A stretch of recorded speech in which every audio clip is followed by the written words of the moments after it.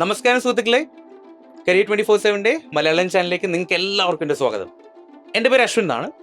നമ്മൾ ഇന്ന് ചെയ്യാൻ പോകുന്ന ഒരു വീഡിയോ എന്ന് പറയുന്നത് ഡേറ്റ അനലിസ്റ്റ് അല്ലെങ്കിൽ ഡേറ്റ സയൻറ്റിസ്റ്റ് ആരാണ്, അല്ലെങ്കിൽ നമുക്ക് എങ്ങനെ ഡേറ്റ സയൻസിലോട്ട് ഇറങ്ങിച്ചെല്ലാം എന്നുള്ളതിനെ കുറിച്ചുള്ള ഒരു ചെറിയൊരു വീഡിയോ ആണ്.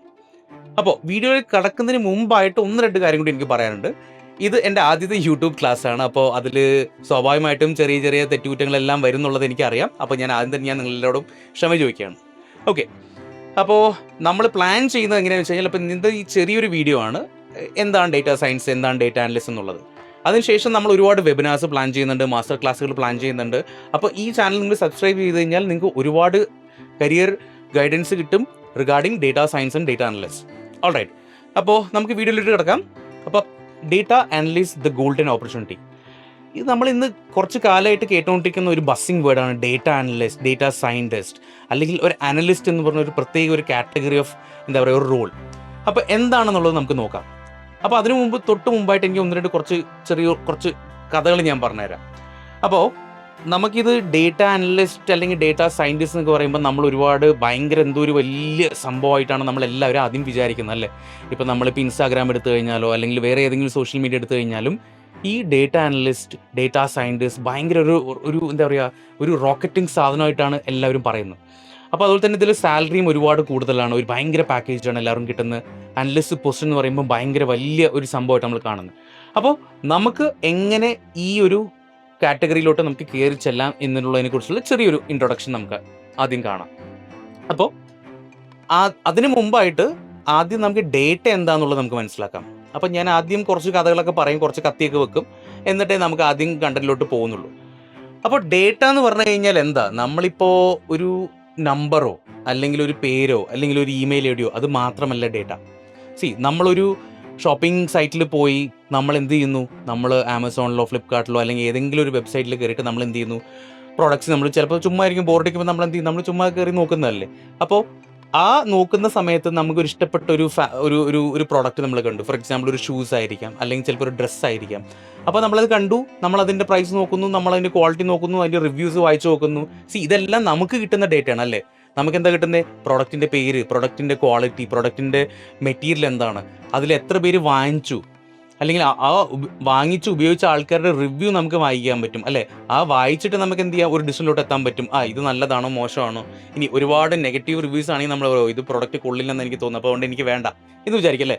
അപ്പോൾ അതുപോലെ ഇതെല്ലാം നമുക്ക് കുറേ ഡേറ്റ നമുക്ക് തരുന്നുണ്ട്. പക്ഷേ നമ്മുടെ ഓപ്പോസിറ്റ് നിൽക്കുന്ന ആമസോൺ അല്ലെങ്കിൽ ഫ്ലിപ്കാർട്ടിൻ്റെ കാര്യം ഒന്ന് ആലോചിച്ച് നോക്കിയേ. അവർ നമുക്ക് ഈ പ്രൊഡക്റ്റ് കാണിച്ചു തരുന്നതോടൊപ്പം അവരെന്ത് ചെയ്യുന്നു, ഈ അശ്വിൻ എന്ന് പറഞ്ഞ വ്യക്തി ഈ ഒരു പ്രൊഡക്റ്റ് നോക്കി എന്നുള്ളത് എന്ത് ചെയ്യുന്നു, പുറകിലൂടെ അവർ ആ ഡേറ്റ നമ്മുടെ നിന്ന് കളക്ട് ചെയ്യുന്നു, അല്ലേ? നമ്മൾ ബ്രൗസ് ചെയ്യുന്ന പ്രോഡക്ട്സ്, നമ്മൾ ഒരു വായിക്കുന്ന റിവ്യൂസ്, അല്ലെങ്കിൽ ഇങ്ങനെ ഒരുപാട് കാര്യങ്ങൾ എന്ത് ചെയ്യുന്നു, അവർ നമ്മുടെ നിന്ന് എടുക്കുന്നു. എന്നിട്ട് എന്ത് ചെയ്യുന്നു, ഞാനത് ചിലപ്പോൾ എന്ത് ചെയ്യും, അത് പർച്ചേസ് ചെയ്യില്ല, ചിലപ്പോൾ ഞാൻ കാർട്ടിൽ ആഡ് ചെയ്തിട്ട് ശരി കുറച്ച് കഴിഞ്ഞിട്ട് നോക്കാം, പിന്നെ നോക്കാം എന്ന് വിചാരിച്ചിട്ട് നമ്മൾ എന്ത് ചെയ്യുന്നു, ഞാൻ ചിലപ്പോൾ അന്ന് എക്സിറ്റ് ചെയ്ത് പോകുന്നു. എന്നിട്ട് ഞാൻ ചിലപ്പോൾ ഇൻസ്റ്റാഗ്രാം എടുക്കുന്നു, അല്ലെങ്കിൽ ഗൂഗിൾ ക്രോം എടുത്തിട്ട് ഞാൻ എന്തെങ്കിലും വെബ്സൈറ്റിൽ കയറി എന്തെങ്കിലും വായിച്ചുകൊണ്ടിരിക്കുകയായിരിക്കും. പെട്ടെന്ന് നോക്കുമ്പോൾ സൈഡിൽ ഇങ്ങനെ ഒരു പോപ്പ് കാണാം, അല്ലേ? പോപ്പപ്പ്, അല്ലേ?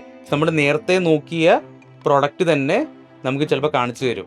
അതുപോലെ ചിലപ്പോൾ എന്തായിരിക്കും, ആ പ്രൈസിനെക്കാട്ടിലും ചിലപ്പോൾ ഒരു 100-200 കുറവിൽ നമുക്ക് ചിലപ്പോൾ കാണിച്ചു തരും, അല്ലേ? അപ്പോൾ നമ്മൾ ചില സമയത്ത് ആലോചിക്കാറുണ്ടാൽ ഇതെങ്ങനെ ഇത് സംഭവിച്ചു എന്നുള്ളത്.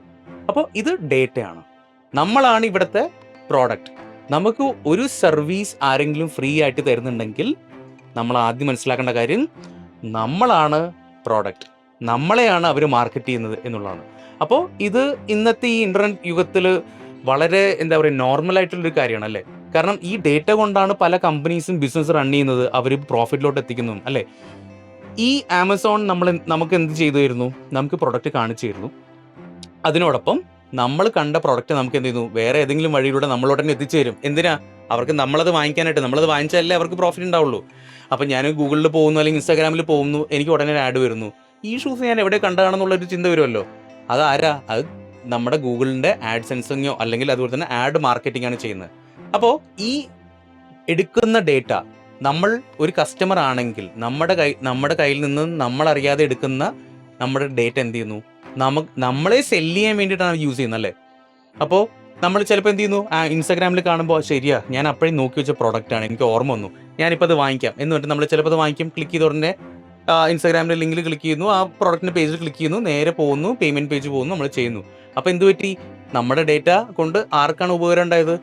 ആമസോണിന് ഉപകാരം ഉണ്ടായി, നമുക്ക് ആഡ് കാണിച്ചു തന്ന ഇൻസ്റ്റാഗ്രാമിന് ഉപകാരം ഉണ്ടായി അല്ലേ? അതുപോലെ തന്നെ നമ്മുടെ ഭാഗത്ത് ചിന്തിച്ച് നോക്കുമ്പോഴോ, നമ്മൾ വാങ്ങിക്കണം എന്ന് വിചാരിച്ചിരുന്ന പ്രോഡക്റ്റ് നമുക്കിപ്പോൾ തിരിച്ച് കിട്ടിയിരിക്കുക, നമ്മൾ വാങ്ങിച്ചിരിക്കുകയാണ് അല്ലേ? അപ്പോൾ എല്ലാ കണക്കിനും നോക്കുമ്പോഴെന്താ, ഡേറ്റ കൊണ്ട് എല്ലാവർക്കും യൂസാണ്, ഉപകാരമാണ്. അപ്പോൾ ഈ ഡേറ്റ ഇത് ഞാൻ ഒരു വ്യക്തി എന്നുള്ളതിലേക്ക് ഒരാളുടെ കാര്യങ്ങൾക്ക് ഞാൻ ഒരു പ്രൊഡക്റ്റ് സെർച്ച് ചെയ്തു. ഇനി അതുപോലെ ഞാൻ വേറെ എന്തൊക്കെ കാര്യങ്ങൾ ഞാൻ ചെയ്യുന്നുണ്ടാവും? ചിലപ്പോൾ പ്രോഡക്റ്റ് ആയിരിക്കാം, ചിലപ്പോൾ സർവീസസ് ആയിരിക്കാം.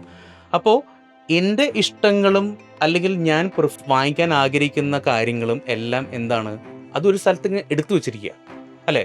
അപ്പോൾ ആ ഡേറ്റ കൊണ്ട് ആർക്കാണ് യൂസ്? ഇതുപോലെയുള്ള കമ്പനികൾക്കാണ് യൂസ്. അപ്പോൾ അവർക്ക് എന്ത് പറ്റുന്നു? ഞാൻ വാങ്ങിക്കാൻ ആഗ്രഹിച്ച പ്രൊഡക്റ്റ് എന്നെ കൊണ്ട് എനിക്ക് കാണിച്ചു തരുമ്പോൾ ഞാനത് വാങ്ങിക്കാനുള്ള സാധ്യതകൾ കൂടുതലാണ് അല്ലേ? ഇതുപോലെ തന്നെ ഒരു എക്സിബിഷൻ്റെ കാര്യം ഒന്ന് ആലോചിച്ച് നോക്കൂ.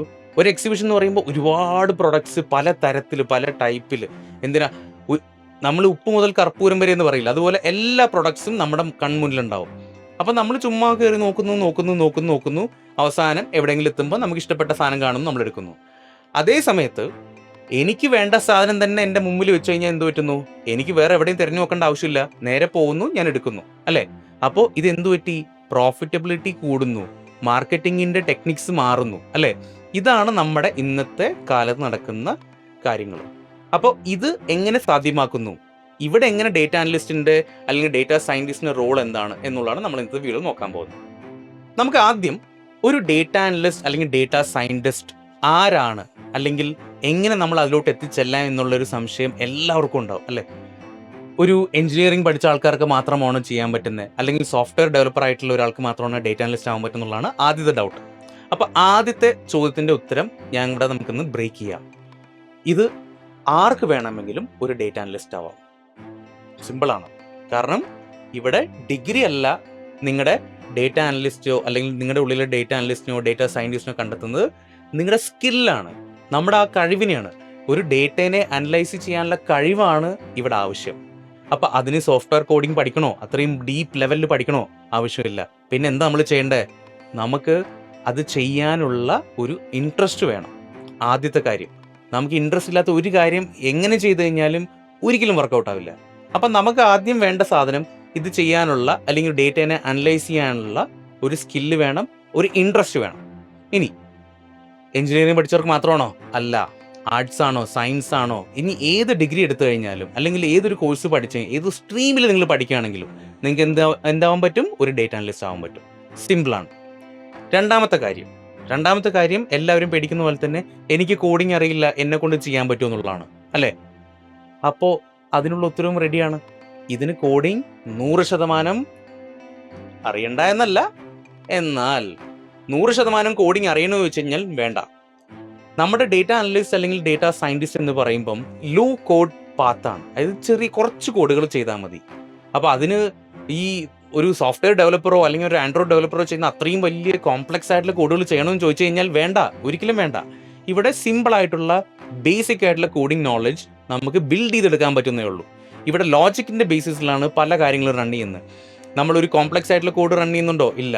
എന്നാൽ ആവശ്യമായിട്ടുള്ള കോഡുകൾ ചെയ്യണോ? യെസ്, വേണം. എങ്ങനെ നമ്മൾ കൊണ്ട് അതിലിട്ട് എത്താൻ പറ്റും? പ്രാക്ടീസ്. നിങ്ങൾ പ്രാക്ടീസ് ചെയ്ത് കഴിഞ്ഞാൽ നിങ്ങൾക്ക് ഏത് ലെവലും മറികടക്കാൻ പറ്റും.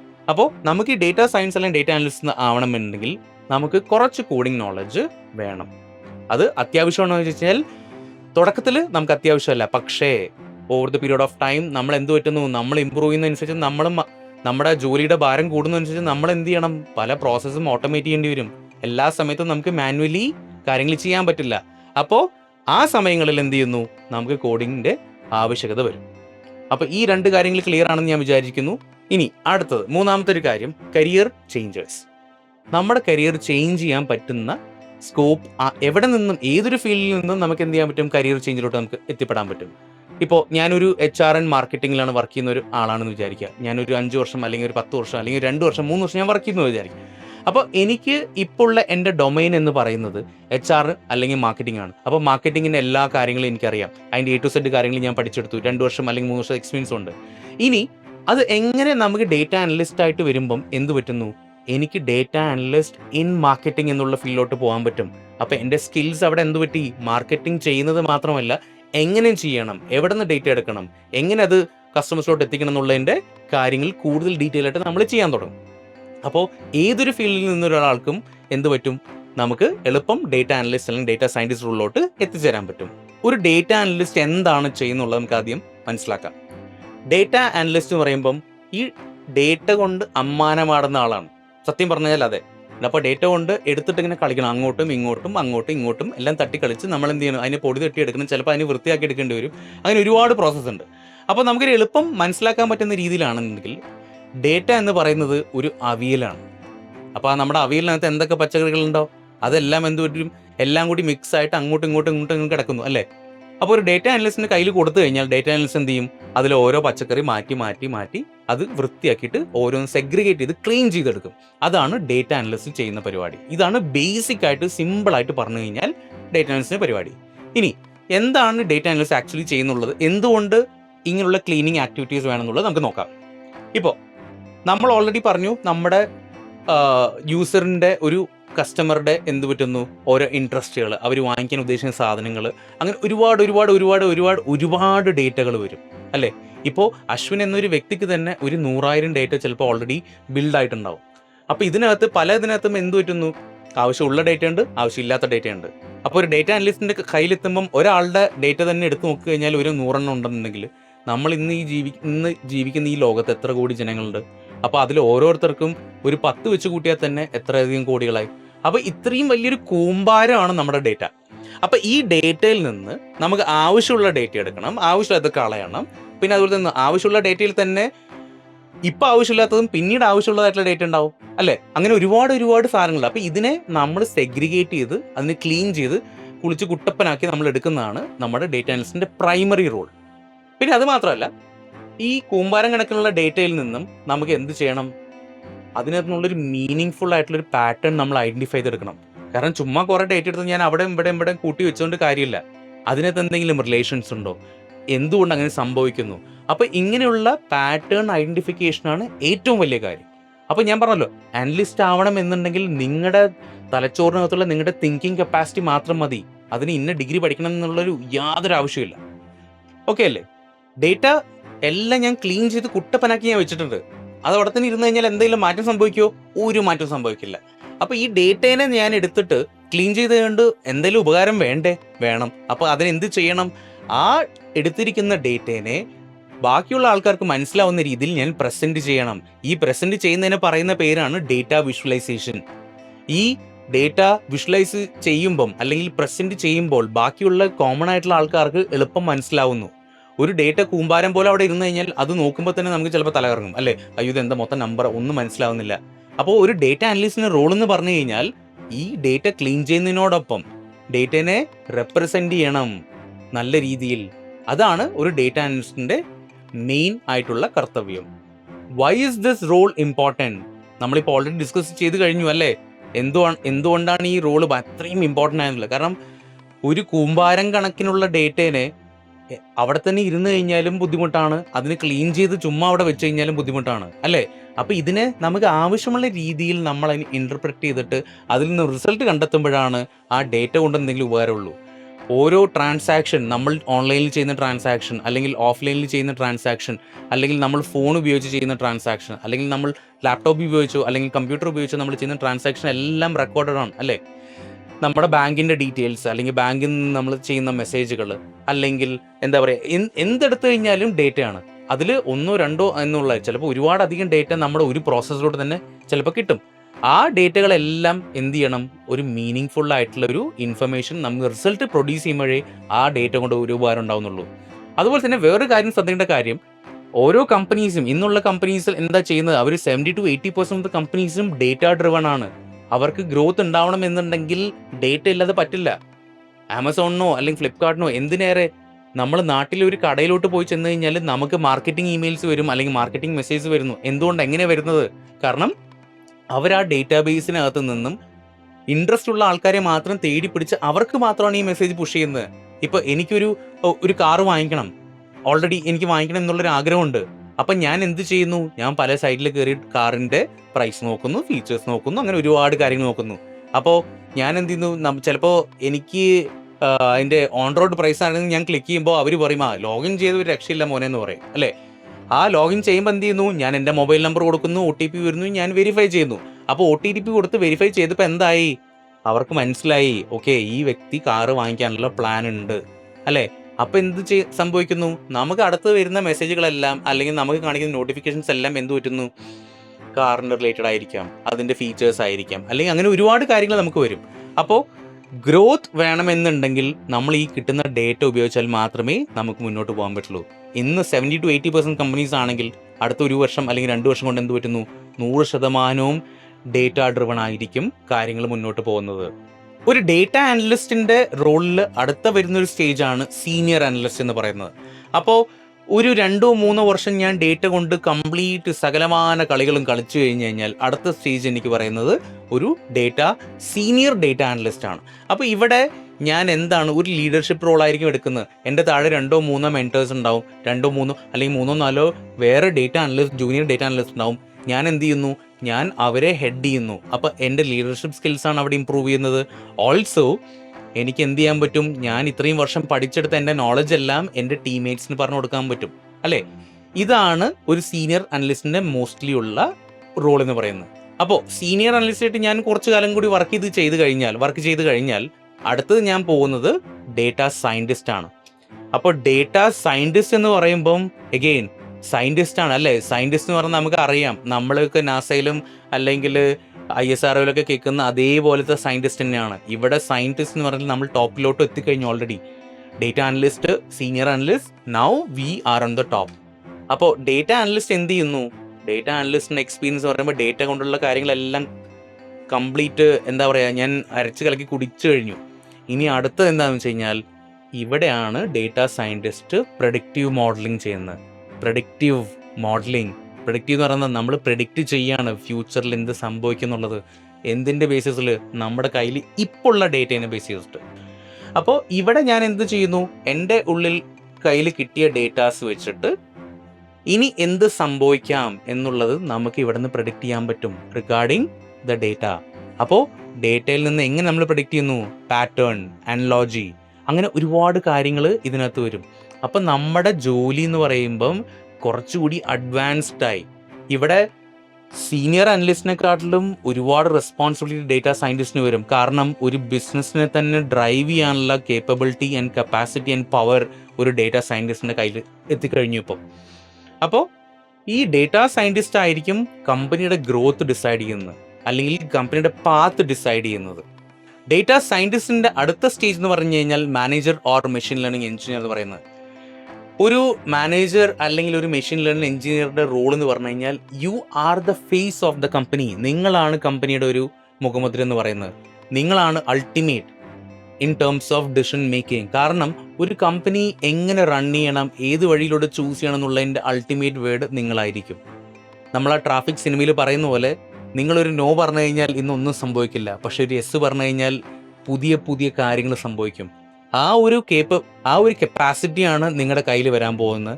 സോ ഈ ഗ്രോത്തിൻ്റെ പീരീഡ് എന്ന് പറഞ്ഞു കഴിഞ്ഞാൽ വളരെ ഷോർട്ടാണ്. കാരണം ഇവിടെ നമ്മളൊരു കാര്യം വെച്ചാൽ നമ്മുടെ കൊച്ചു കേരളത്തിൽ തന്നെ എത്ര അധികം ഡേറ്റ ഒരു ദിവസം ജനറേറ്റ് ആവുന്നുണ്ട്, അല്ലേ? എത്ര അധികം ഡേറ്റ. നമ്മളൊരു QR കോഡ് സ്കാൻ ചെയ്യുന്നത് മുതൽ നമ്മൾ പർച്ചേസ് ചെയ്ത് നമ്മൾ അതിൻ്റെ റിവ്യൂ ചെയ്യുന്നത് വരെ ഓരോന്നിലും ഡേറ്റ ഉണ്ട്. അപ്പോൾ കേരളത്തിൽ ഇത്രത്തോളം ഡേറ്റ പ്രൊഡ്യൂസ് ഉണ്ടെങ്കിൽ ഇന്ത്യയിൽ എത്രത്തോളം ഡേറ്റ പ്രൊഡ്യൂസ് ചെയ്യുന്നുണ്ടാവും? എന്തിന്? ഈ ലോകത്ത് എത്ര കോടി ഡേറ്റ ഒരു ദിവസം കുമിഞ്ഞുകൂടിക്കൊണ്ടിരിക്കുകയാണ്. അപ്പോൾ ഈ ഡേറ്റേനെ എല്ലാം പ്രോസസ്സ് ചെയ്ത് ക്ലീൻ ചെയ്തെടുക്കാനുള്ള ആൾക്കാരുടെ എണ്ണം വളരെ കുറവാണ്.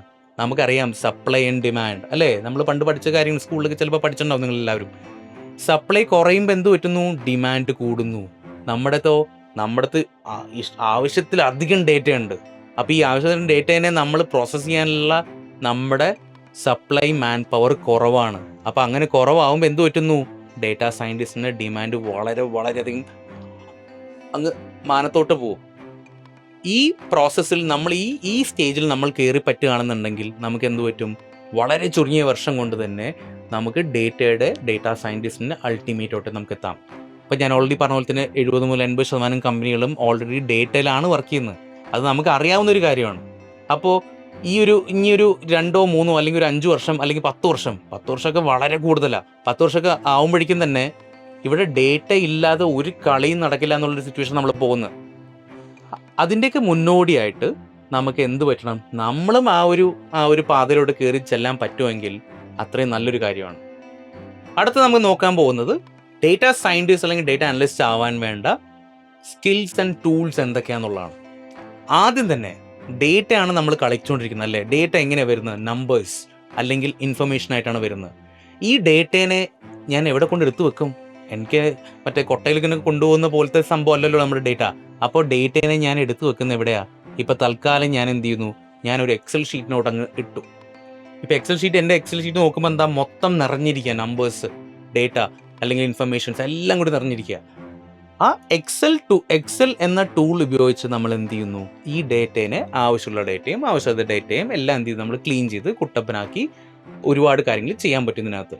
നമ്മൾ സ്കൂളിൽ പഠിക്കുമ്പം ഓർമ്മയുണ്ട്, നമ്മൾ ഈ 10 നമ്പേഴ്സ് ഇങ്ങനെ അടിക്കും, എന്നിട്ട് മുകളിൽ പോയിട്ട് ഓട്ടോ സം ക്ലിക്ക് ചെയ്ത് ഉടനെ അതിൻ്റെ സം വരുമ്പോൾ നമ്മൾ ഭയങ്കര ഹാപ്പിയാണ് അല്ലേ? അന്ന് നമ്മൾ എക്സലിൻ്റെ കൂടിയ പോസിബിലിറ്റീസ് നമുക്ക് അറിയില്ലായിരുന്നു, അല്ലെങ്കിൽ അന്ന് അതിൻ്റെ ആവശ്യം ഉണ്ടായിരുന്നില്ല. പക്ഷേ ഇന്ന് എക്സലിലാണ് ഡേറ്റ കളിക്കുന്നത് മുഴുവൻ. എക്സലിനകത്ത് തന്നെ ഒരുപാട് കാര്യങ്ങൾ നമുക്ക് പഠിക്കാനുണ്ട്. അപ്പോൾ നമ്മൾ എക്സൽ ചെയ്ത് കഴിഞ്ഞാൽ എന്ത് പറ്റുന്നു? നമ്മളൊരു 80% ഡേറ്റ അനലിസ്റ്റ് ആയി കഴിഞ്ഞു. കാരണം എക്സലിനകത്തുള്ള ഡേറ്റേനെ നമ്മൾ വൃത്തിയാക്കി കുളിപ്പിച്ചെടുക്കാൻ പറ്റുമെങ്കിൽ you are on the right track. ഇനി എക്സൽ കഴിഞ്ഞ് കഴിഞ്ഞാൽ നമ്മൾ എന്ത് ചെയ്യുന്നു? അടുത്തത് പോകുന്നത് SQLോട്ടാണ്.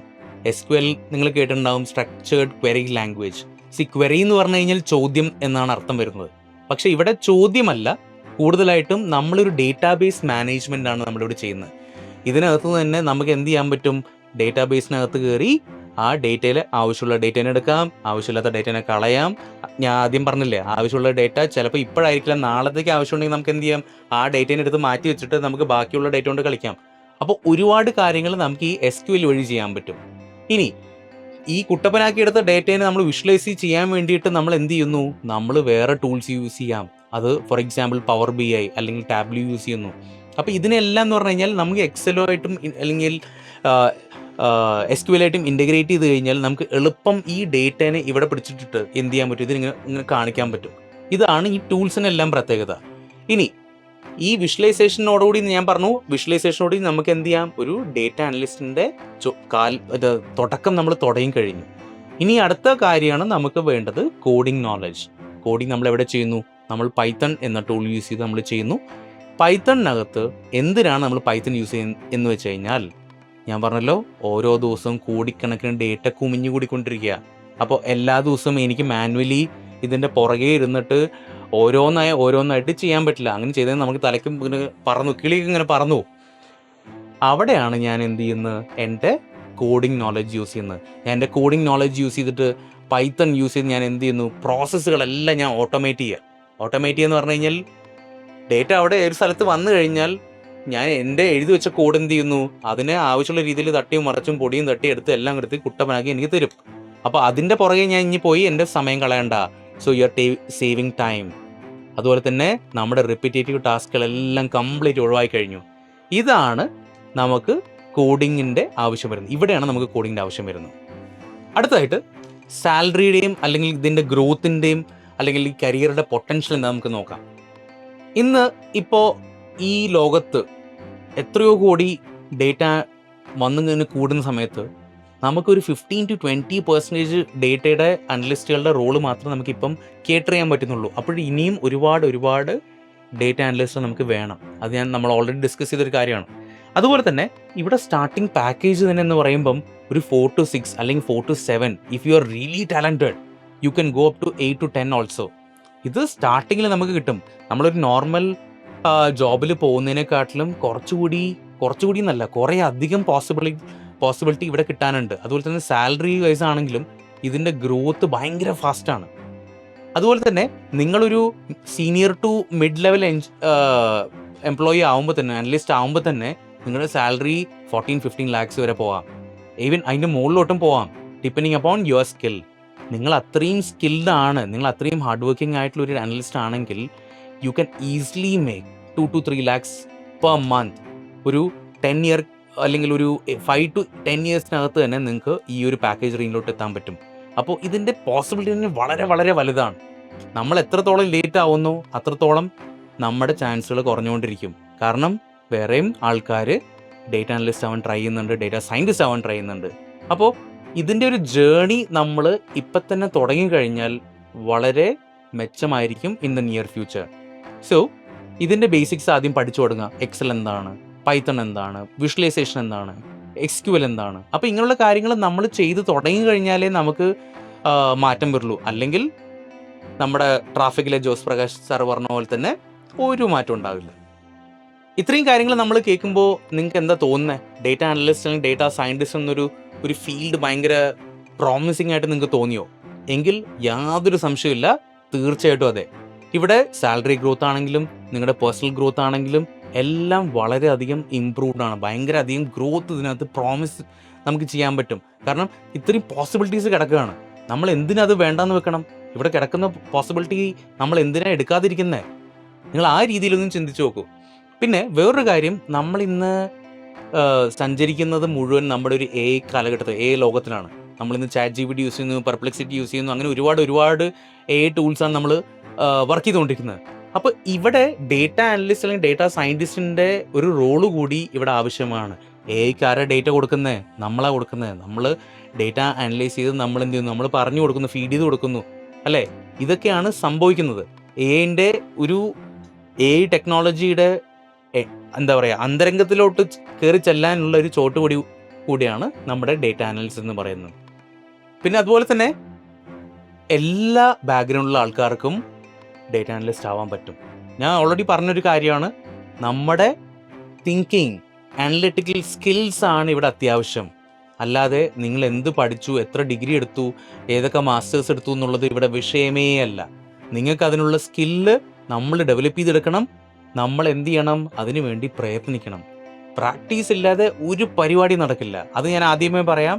ഡേറ്റ അനലിസ്റ്റ് ആവാം, എല്ലാവർക്കും ആവാം. പക്ഷേ നമ്മുടെ എഫേർട്ട് നമ്മൾ എടുത്തേ പറ്റുള്ളൂ. അത് എടുത്തില്ലെങ്കിൽ നമുക്ക് ഒരിക്കലും മുന്നോട്ട് പോകാൻ പറ്റില്ല. കാരണം ഇങ്ങനെ ഒരു മല പോലെ നമുക്ക് തോന്നും നമ്മുടെ കൺമുന്നിൽ. പക്ഷെ നമ്മൾ ഓരോ ദിവസം ഓരോ പടി വെച്ച് കയറുമ്പോഴെന്ത് പറ്റുന്നു? നമുക്ക് ആ മലയുടെ മുകളിലെത്താൻ പറ്റും. പക്ഷെ ഒരു ദിവസം കൊണ്ട് എനിക്ക് ആ മലയുടെ മുകളിൽ പോകണമെന്ന് പറഞ്ഞു കഴിഞ്ഞാൽ നടക്കുമോ? ഇല്ല, ഒരിക്കലും നടക്കാത്ത കാര്യമാണ്. അപ്പോൾ ഇതിന് കണ്ടിന്യൂസ് ആയിട്ടുള്ള പ്രാക്ടീസാണ് ഇതിന് അത്യാവശ്യമായിട്ടുള്ളൊരു കാര്യം. അപ്പോൾ ഇന്നത്തെ വീഡിയോ നിങ്ങൾക്ക് എല്ലാവർക്കും ഇഷ്ടമായെന്ന് വിചാരിക്കുന്നു. പിന്നെ വേറൊരു കാര്യം, നമ്മളിനി ഫോളോ അപ്പ് ആയിട്ട് ലൈവ് വെബിനാർസ് പ്ലാൻ ചെയ്യുന്നുണ്ട്, ഹാൻഡ്സ് ഓൺ സെഷൻസ് പ്ലാൻ ചെയ്യുന്നുണ്ട്, മാസ്റ്റർ ക്ലാസ്സുകളെല്ലാം പ്ലാൻ ചെയ്യുന്നുണ്ട്. സോ അതിനുവേണ്ടി നിങ്ങളെല്ലാവരും എന്ത് ചെയ്യണം? ഈ നമ്മുടെ യൂട്യൂബ് ചാനൽ സബ്സ്ക്രൈബ് ചെയ്യുക, ലൈക്ക് ചെയ്യുക, കമൻറ്റ് ചെയ്യുക, ഷെയർ ചെയ്യുക. Thank you guys. Signing off, Ashwin.